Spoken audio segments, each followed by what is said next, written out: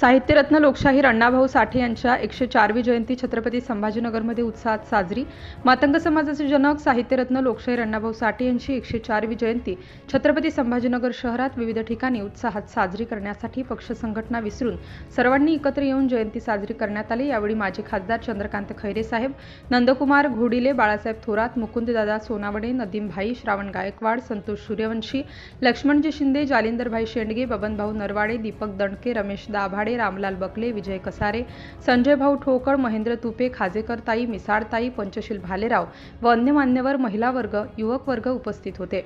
छत्रपती संभाजीनगर प्रतिनिधी city India news साठी विक्रम वानखडे। संपर्क क्रमांक 94 20 26 45 57।